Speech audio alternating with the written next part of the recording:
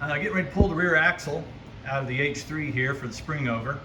I've got the truck supported on these little pylons. You'll have to get it up quite high to allow the springs to go to full droop to pull the axle out. In here you can see I've got the drive shaft undone, it's hanging. I have the emergency brake cables done. This is sort of a wrestling match. This little thing here goes in there, and if you mess around with this enough with a pair of pliers, you can pull this out, and then you just release the hook from this little arm right here. The ABS lines, you need to pull the little keeper out of the frame, get rid of it. Same down here, get rid of that. And then these have an 8mm bolt right here that you must take out and coil those up out of the way. We're going to end up cutting these off of the frame. My experience pulling these out, this is probably 15 or 20 that I've done.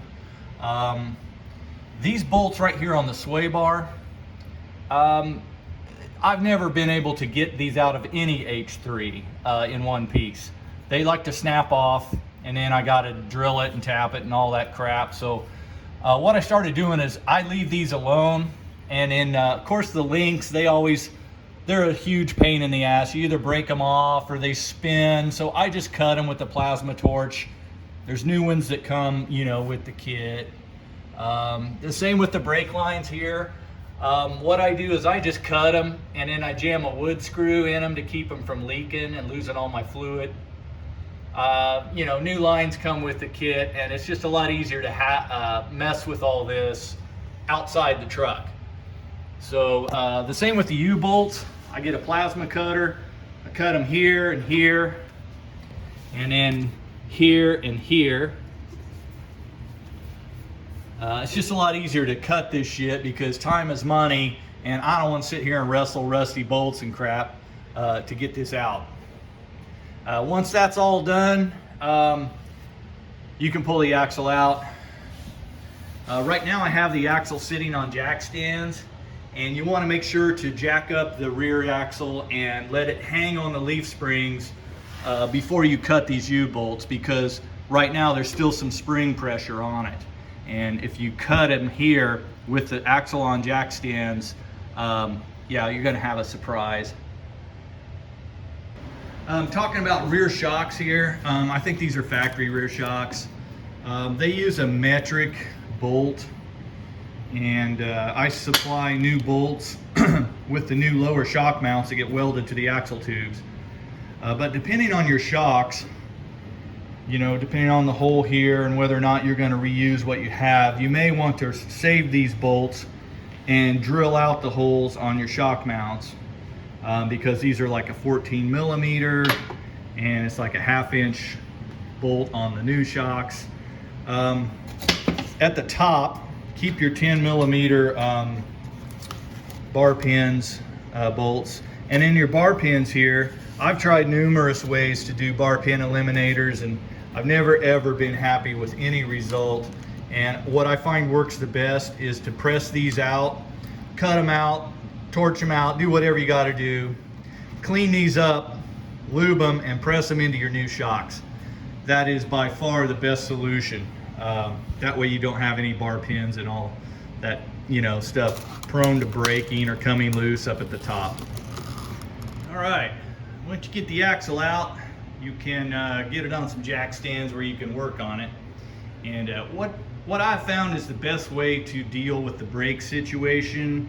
You're going to have to reroute all these lines around the new brackets. You can reuse them.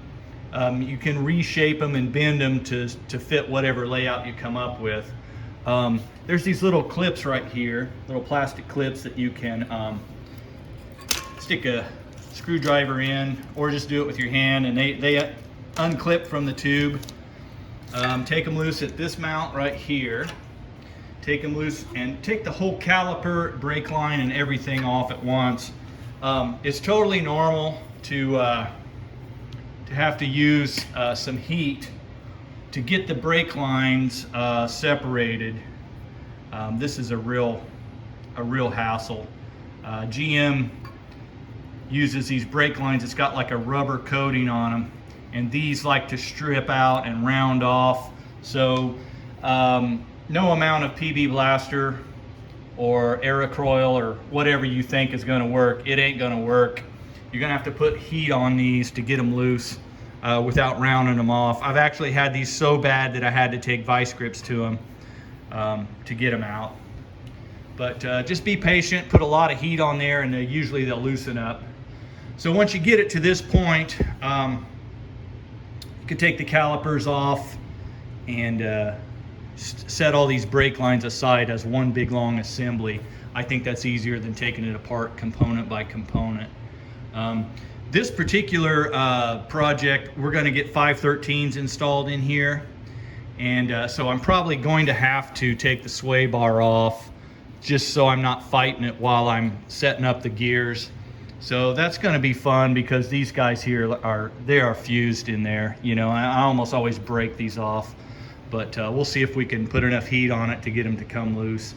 That's about it for the brakes. Hey, I've got the factory 10 bolt stripped down here, and before I start cutting stuff, I just wanted to verify some angles and post these up for anybody that's interested. We're working with several different angles that affect this, but basically the housing, GM welds up the housing with a difference in angle between the perch and the pinion angle is exactly 10 degrees. So what I've got here is I've got the housing sitting here on some jack stands, and then I have a jack under the snout here at the pinion, and you can see that over here on the factory perch I am spot on at a 0, and then you can also see here on the pinion that I am spot on 10 degrees. So this is pre-welded from the factory with 10 degrees. And what that tells me is that 9 out of 10 times, you'll probably be okay welding your new perches on top of the axle tubes. If you set the pinion at 10 degrees and put a level on here and weld these on at 0, 90% of the time I think you're going to be okay. And don't overthink that. Of course, these end up getting cut off, and your new perches are going to sit right here. Another thing that's going to affect this angle that isn't so obvious is your spring.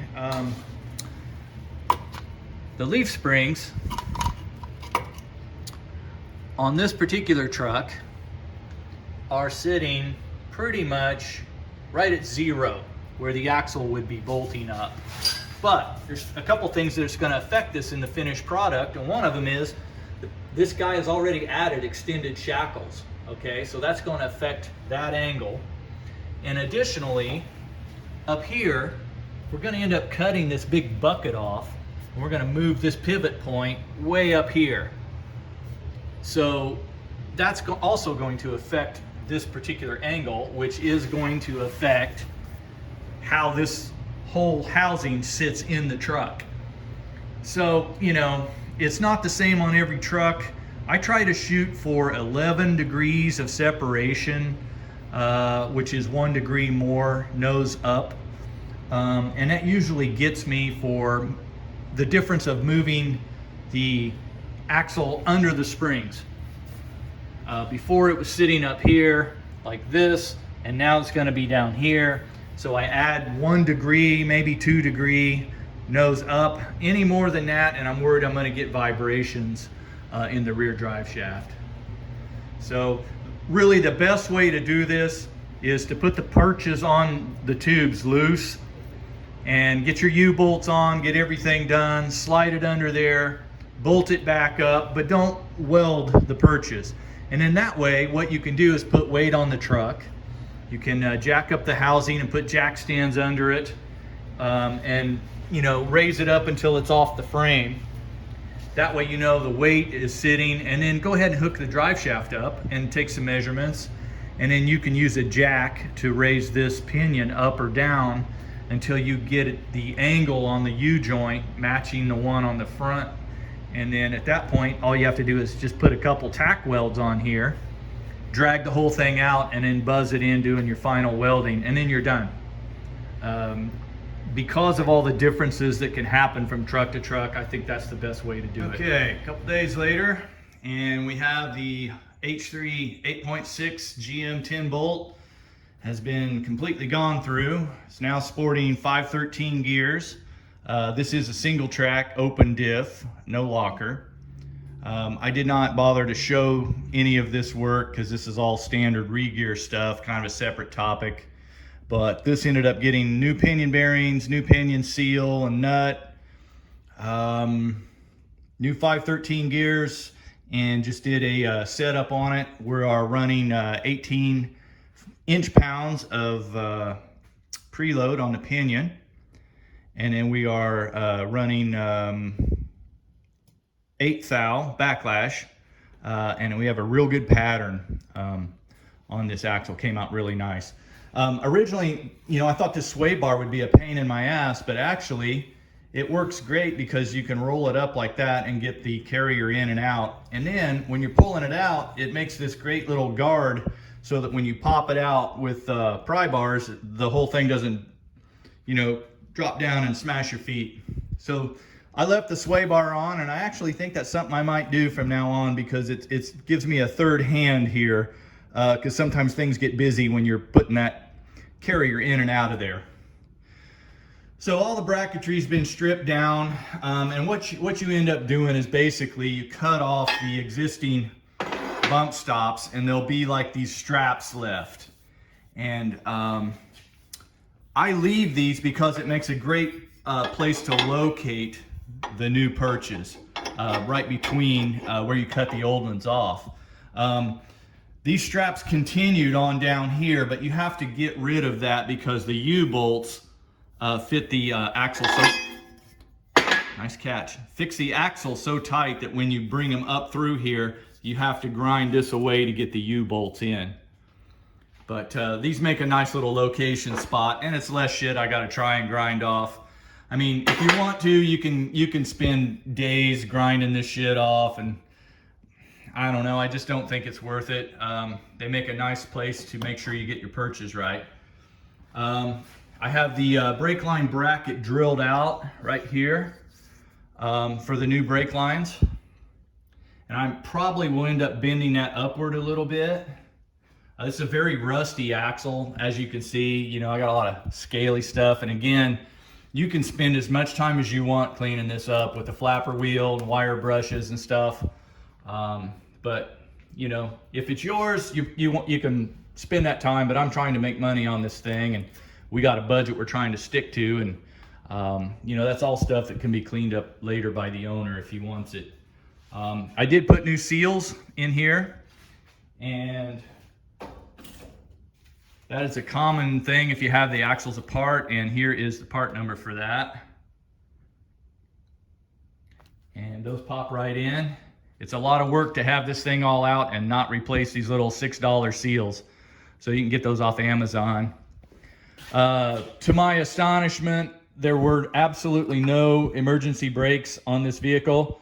Someone has zip tied the actuators and removed the entire shoe, self-adjuster, springs, and all that crap that sits in here. So this truck has no emergency brakes, and that is certainly concerning. I would never do that, but hey, it's not my truck. I'm just going to make sure that he's aware of it and make him sign a waiver that it has no e-brakes. So as you can see, at this point, what I've got is I've got the axle sitting level on a couple jack stands, and I have the nose pitched up to the same exact position it was originally, which is 10 degrees. So this is the position that factory was sitting in the truck, and then with the nose at 10 degrees, the perches were welded on at 0, dead level. So this will be my initial set point, and what I'm going to do is I'm going to tack weld right here on all 4 points on each perch, and then that will hold it in place until I can get it temporarily bolted into the truck and check that. And if by tack welding them back in here, if I want to rotate the pinion up or down once I get it in the truck and see how it's sitting, I can just hit that with a cutoff wheel and cut those tacks and rotate the housing up or down accordingly. But I really think that the 10 degree is not going to change. It's probably what we're going to run it at. And that's going to be one of the last things I do after it's in the truck and I have everything bolted up, sway bar, shocks, and have weight sitting down on the truck.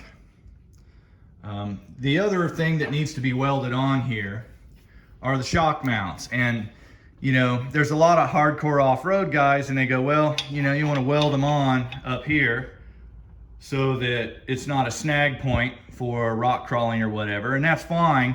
But just remember, by doing that, you are giving up travel, and you're gonna have to run a shorter shock. So I always weld these down here about, I don't know, 7 o'clock. And what that does, it allows me to run a 10-inch shock on the back, and I don't have to worry about bottoming out the piston in the shock and shoving it through the top of the shock.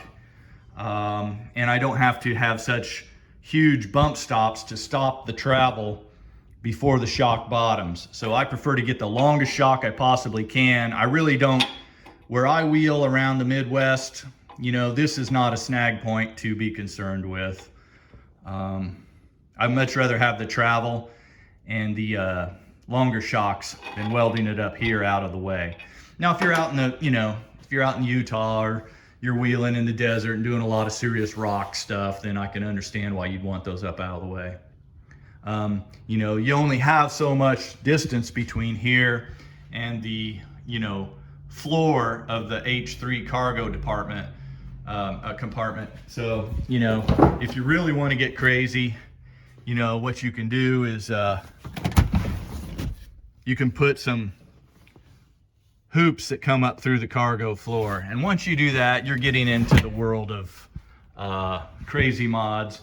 I mean, you know, that's kind of related to the position as to where you put these on. So if a lot of hardcore guys, they might want to put these on like this and then go ahead and chop some holes in the floor and put some hoops up through the cargo floor for longer shocks.